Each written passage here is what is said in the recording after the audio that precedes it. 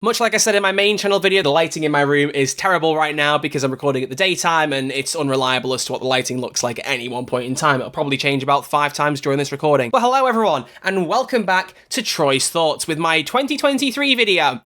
It's a bit late, sorry. I did plan to put it out almost immediately after the Baldur's Gate 3 video, but I went on a quick weekend away to Poland and got ill for several weeks, and I've only just gotten better. So I'm here now, just at the edge of January, so I guess it kind of is not too late, but sorry it took so long. But what I want to do in this video is talk about some of the big games that came out in 2023 that I personally played, and whether I liked them, disliked them, didn't play them enough. It was actually quite sad to look through some of these and realise that I didn't play some of them as much as I should have done. But before I do that, I will just give a special shout out to a series of games that I didn't play this year but still want to check out. So if you're wondering what my thoughts are on Alan Wake 2, Hi-Fi Rush, the Dead Space remake, Atomic Heart, and Dead Island 2, they are 5 games that I want to check out and haven't yet got around to. I haven't played any Alan Wake in particular, so when I get around to that, I will try Alan Wake 2, but none of those will be mentioned in this video because I haven't had a chance to check them out. What I'm going to do is go in release order from January right the way up to December, and to kick it off, we're starting with Forspoken, because I did a video on that on this channel, if you believe it. It was one of the very few things I did on this channel in 2023, and I said Forspoken didn't deserve the hate. Do I still stand by that? For the most part, yes. I replayed a little bit when the DLC came out, the In Tanto We Trust, and actually never finished it. I wonder if part of it was a bit of recency bias and being hooked into the game and feeling it was a bit better than it actually was, but I do still stand by that I think the reaction to it was hideously overblown. I don't think Frey was nearly as bad of a character as everyone else made her out to be. I actually quite liked the idea that it was someone who didn't want to be a hero and was pushed into it by the consequences around her and became more of a hero as a result. I know that didn't resonate well with everyone, and I understand that, and a lot of people criticised the dialogues. It was a bit cringy, like MCU-esque stuff, and there were some lines there that were a bit rough, but I found some of it quite enjoyable. But the main gameplay with the combat and traversal, I really liked. I know people say there wasn't enough to do in the open world. Sometimes things get added for the sake of it, and I think just running around with the parkour and fighting monsters was really cool. So I stand by that. I enjoyed Forspoken more than the average person. Is it the best game of the year? Far from it, but it was really good fun. January 31st saw the release of the newest Spongebob game, which I just wanted to give a brief shout out to because as someone who was a huge fan of Spongebob games growing up, in particular Battle for Bikini Bottom and Creature from the Krusty Krab, those two were just delightful, and Squarepants, that was really good as well. But the Cosmic Shake felt like a very spiritual successor to Battle for Bikini Bottom, and unfortunately is the first game in this list that I didn't finish. And I really wonder why that was the case, because I had a great time with what I played, so maybe at some point I will go back to it and finish it off. But if you like a good bit of SpongeBob, if you're a kid like me in a 24-year-old's body, it's worth playing. It's very much worth playing. But unfortunately, there's a chain here, because the next 2 games are also games I didn't finish. March 24th saw the release of the Resident Evil 4 remake, and I have to sing its praises, despite not finishing it. This game is one of the best-looking horror games I've ever seen, and I really love the Resident Evil 2 and 3 remakes. 3, I get the criticisms of it being a bit more linear, but I still had a good time with it. But apparently Resident Evil 4 I followed the exact same pattern as I did with 2, where I got a few hours in and then dipped off and haven't gone back into it. So at some point, I will dive back in and replay. For Resident Evil 2, it was the arrival of Mr. X that scared me and made me turn the game off and then not go back out of fear. But for Resident Evil 4, it was rescuing Ashley and then realising she was going to follow me around everywhere. That, for some reason, just put me off, which I know is really stupid, so I will get back there. But I have to sing its praises because I have no other problems with the game. The actual execution of it, the horror aspects, the visuals, the sound design, the score, all phenomenal, and the controls are so much better. I apparently was on my own of hating the controls in the Xbox One port for Resident Evil 4, the original version being ported over. The controls are janky as all hell, not fun to play, but they're fantastic in the remake. Well worth the money. Here's one of the big releases of the year and one of my favourites to come out this year, Star Wars Jedi Survivor, and another one that I did a video on this very channel, so feel free to go and check it out to hear me gush about it in more detail. But this to me is easily one of, if not the best Star Wars game ever released. The story is absolutely fantastic, performances are top tier, visuals were brilliant on console. I know on PC that was not the case, but Cameron and Tina playing Cal and Merrin are just absolutely fantastic, a great pairing, and a fantastic Star Wars story. I'm someone who much prefers the prequels. I'm not a big fan of the original trilogy era as much. I don't like that kind of world quite as much. I like it, but I don't love it. It's more been the in-between stuff like Andor, Obi-Wan Kenobi, and games like this that have really got me into the era of the kind of the darkness between the prequels and the original trilogy. Stuff like this gets me far more invested in that era of Star Wars, and it's just so much fun to play. The combat is fantastic. It really improves the puzzle solving of Fallen Order. I played that right before Jedi Survivor for the first time fully, and I was not as big a fan of it as everyone else was, but Survivor to me felt like they'd really honed their craft and put together a perfect Star Wars game. I can't wait to see what the third one does, even though we're probably going to be waiting for another 3-4 years or something, but It'll be worth it when it comes out, definitely. Moving out of April, we go into June for 2 games, one of which being quite a funny one for the fans of the main channel, Crime Boss Rockay City. This was meant to be a direct competitor to Payday 3, releasing a few months before it, and it was meant to be this big kind of cameo bucket of celebrities doing a bit of an 80s, 90s themed heisting game with random people popping up like Vanilla Ice. It was such a strange game, but overall, it was one of those games to me that you pick up, you play for a couple of weeks and get kind of absorbed by because it's a bit of fun to play, and then you put it down and never go back to it again. That's exactly what happened with Crime Boss Rockay City. To me, it's kind of like Far Cry. Like I played Far Cry 3, I think it was, played it for a good little bit of time, never finished it, got bored of it, moved on. Just Cause, I tried some Just Cause, same thing happened, I got bored after a little while. Crime Boss is another one of those games. It scratches that itch for a heisting game, but I don't think it has enough in it for the longevity's sake. I know some people enjoy it, but personally, that one wasn't quite for me this year. But what I did really enjoy was the Sonic Origins Plus release in June 23rd. Now, Sonic Origins I know wasn't a 2023 game, but Plus is very much what Plus did to Sonic Mania, where they added new characters in and a fresh lick of paint to the game, and in this one in particular, made the game much more worthwhile. Sonic Origins was a very expensive game when it came out. I think they charged far too much to bundle together Sonic's 1, 2, 3, and CD, just in a more modern package. It was like £35. There was no need. But Plus adds in Amy as a playable character in all those games, which is fantastic, puts Knuckles over into Sonic CD, and also gives you 12 Game Gear titles like Sonic Spinball and the Genesis ports of Sonic 1 and 2. Some really, really cool stuff in there, and if you're a fan of the retro stuff for Sonic, which personally I prefer the modern stuff, the classic stuff I really like, but not quite to the same degree. But as a package, it is just fantastic. I mean, Sonic CD was always my favourite, and being able to play that as Amy was just such a refreshing thing to do. But having the campaign mode where you can go through all the games in order, and the bonus mini-games, the Game Gear titles like Mean Bean Machine, it's a perfect package for classic Sonic. If you want a good classic Sonic experience, there's nothing better to play than Sonic Origins Plus, easily. It's better than Mania as a package. Definitely. It's funny looking at this list now because I realised just how many games came out in the last few months of the year, because now we move on to September 6th with Starfield. This was a rough one.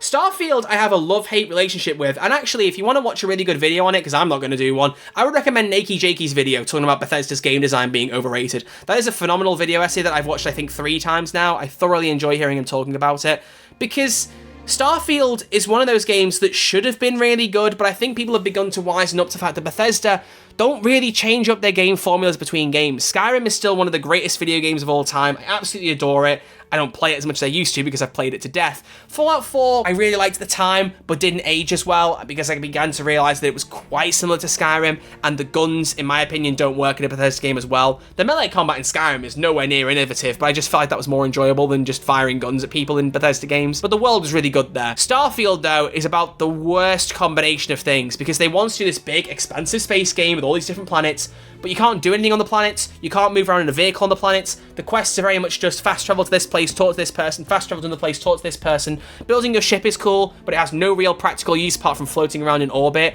The bounty system makes it extremely annoying to even want to be like a pirate or a criminal, because you can't go to anywhere that requires quests without being arrested and then ending up in an XP debt. Starfield is the greatest example of a game getting too big of a scope. Todd Howard talked about wanting to make this game for over 2 decades, about a new universe, Skyrim in space, but for me, it just didn't stick the landing. It took me a long time to get into it, and there was a point where I was suddenly really enjoying it, and that was at the end of the main campaign. Spoilers, skip ahead, say 20 seconds if you really care about it. The main campaign culminates in you discovering that you can become this thing called a Starborn by traveling into a different universe. It adds a multiverse concept as New Game Plus, and I stand by, it is the greatest use of New Game Plus I've ever seen in the game. It is genuinely phenomenal, because it basically puts you into a new universe to start the game over with the same upgrades, and it's fantastic, it's fluid, I love it, I couldn't stop raving about that. But everything else in the game just doesn't land for me. It's such a shame. Honestly though, as much as a baby gamer thing it is to say, one of the things that really hurt my enjoyment of Starfield was it not being 60 FPS on console. It's almost industry standard now for current gen consoles to have a 60 FPS option, even if it impacts the quality of the game visually. Starfield should have been the same. You know, they say, oh, they did their best to optimize it, but they said they optimized it for PC and they didn't. So big swing and a miss, and it really is a shame that I bought the deluxe upgrade. But hey, I didn't buy the base game, I had Game Pass, so it's no great loss. Still a shame. September 20th also saw the release of Party Animals, just a fun arcade game, a bit like Gang Beasts, but a bit more modern. Really fun. I had one of the games this year that I've had a lot of fun playing with friends, so I thought I'd just shout that out here. It's a very brief little thing. You want something that's fun, and it's a nice little party game. It's on Game Pass and Xbox, and well worth checking out.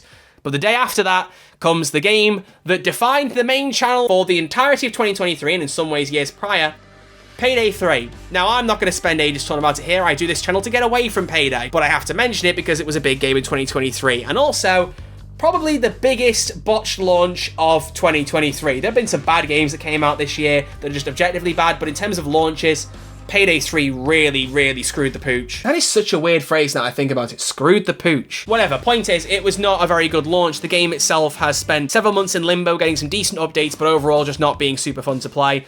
And it's really sad that for me, the game that was hopefully going to define my YouTube career and really make me think about the longevity of my YouTube channel has really just crashed and burned like that. I think there's still a way for it to come back. I hope it can, but right now, hope is not looking very good. And it's very sad to me that the game that should have been the best game of September just wasn't, because the best game of September for me was September 28th's release of Sonic Frontiers: The Final Horizon. Now, I am cheating here because it is a free DLC and not an actual game, but you gotta allow me this. Sonic Frontiers has easily become my favorite Sonic game of all time. I absolutely bloody love this game. I think it's fantastic. The writing, the dialogue performances, the map design, the soundtrack, everything is really good. It manages to make an open world Sonic game super fun to play. And Final Horizon amends the ending, which I liked originally in the game, but giving you a whole different way to play the ending with an overhauled boss fight, allowing you to play as Tails, Knuckles, and Amy, and it all culminating in a big boss fight with a remix theme is just so amazing and gives you a better ending with the characters that I didn't know I wanted. Sonic Frontiers, I will never stop praising, and honestly, in a lot of ways, I really hate that I didn't make a video on it on this channel. That is one game I really should have talked about. Oh man, why didn't I do a video on Sonic Frontiers? It really annoys me, but it is fantastic. I literally have in a frame a poster of Sonic Frontiers I'm going to put on my wall at some point. If it was easy for me to pull from behind my game locker on my desk, I would show it you right now, but it's not. So just trust that it's there. It's very big. It's like a 20-inch thing or something. It's huge.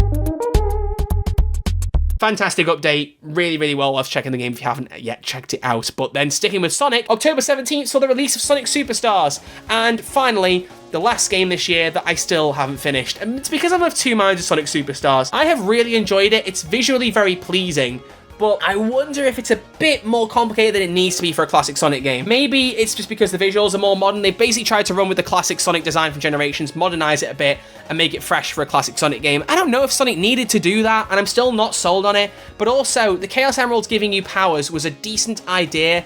I don't think it's very practical in execution. I wonder if Superstars overcomplicated it a little bit too much for my liking. I still need to finish it. Maybe my opinion will change. Overall, it's a good Sonic game.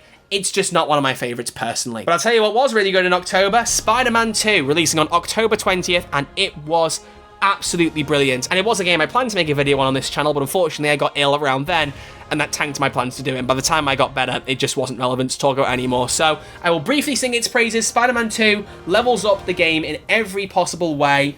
Well, nearly every possible way. I do think some gadgets being missing was a real shame. They added the web line for stealth, which is really good, but just the gadget wheel from Spider-Man was really cool. I missed that being there. The map is much bigger. The soundtrack is still brilliant. Visually, it's amazing. The web swinging is great. I do think the over-reliance on web wings, well, not over-reliance, but there was a bit of a push on it from the game, and I didn't really love that. I just like web swinging, man. I'm a nice, simple guy, but to be fair, you can just ignore the web wings. It's not shoved in your face too much, so it's really not that big of a problem. There's only a few mini games that need them, and that's it. So you really can take it or leave it. For me, I think the biggest thing that lets Spider-Man 2 down is that it's a victim of how good the first game was. The map is the exact same, bar the additions. So really the big draw is the new story, and the new story is great, but beyond that, it's hard. You can't expect Spider-Man to be in a new map. So it's kind of like a catch-22 situation, and that's why some people get really butthurt that Spider-Man 2 didn't win Game of the Year at the Game Awards. I mean, we'll talk about Baldur's Gate 3 shortly. You know that that's coming, let's be fair here. Out of all the games, even the ones I hadn't played, Spider-Man 2, in my opinion, was the least likely to win Game of the Year, at least in my mind, because to me, the Game of the Year should be something that innovates, something that does something new or fresh, or something you don't see very often, and it sticks in your mind. Spider-Man 2, it doesn't do a lot that's fresh, but it's still a fantastic game if you're a Spider-Man or superhero fan.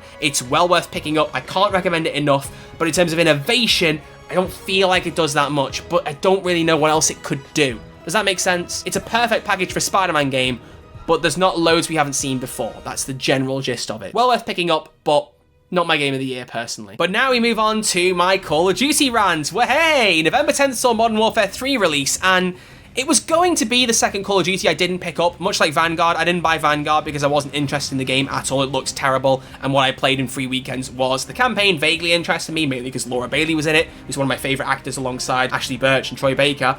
But Modern Warfare 3 is just a glorified expansion to Modern Warfare 2. They remastered Modern Warfare 2 2009 maps, they did a campaign that was the shortest ever and got flamed at the Game Awards by Christopher Judge, which I can see the good and bad of. I can see why people didn't like that and why people did like that. It's a whole thing.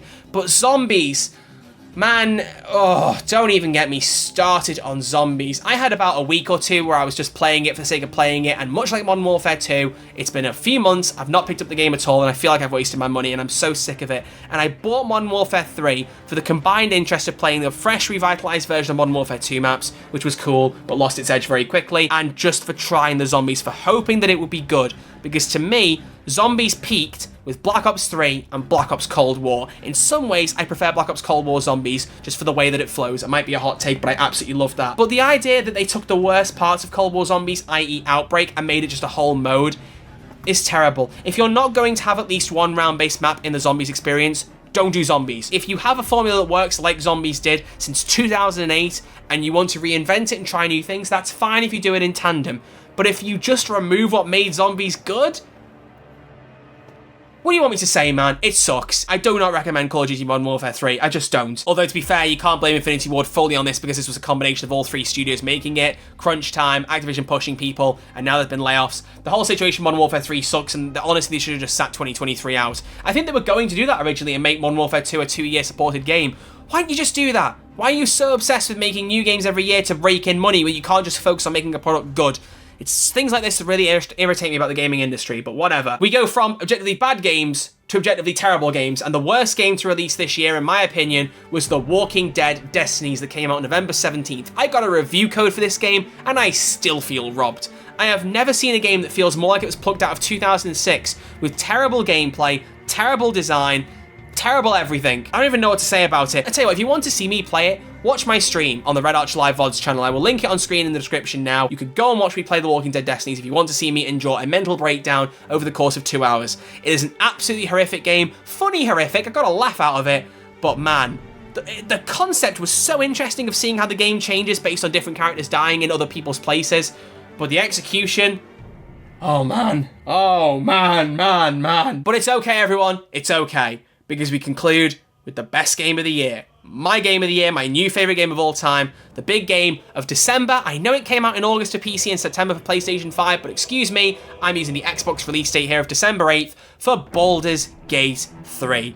I do not need to spend any time on this. There is a 31-minute video I put up 2 weeks ago explaining just why this game is as good as it is, and if you want to see me playing it, again, on the Red Archer Live VODs channel, I've been uploading a new series of my live streams where I've got a stream-exclusive playthrough of the game. You can watch me stream it live on Twitch, check out my Discord, link in the description, discord.gg/RedArcherLive. You can check me out to play the game live, or check out the VOD channel to see me play through and see it for yourself if you've not played it, but genuinely, the greatest game I've ever played. Absolutely fantastic, and it shows what the peak of the gaming industry can do when you don't push games too soon, when you put love and care into them, and you actually just put out a product that you love, with no studios having a say over what should be in there, with no one interrupting and going, this feature should be in there to make us money. No, you release an experience that will sell because it's good.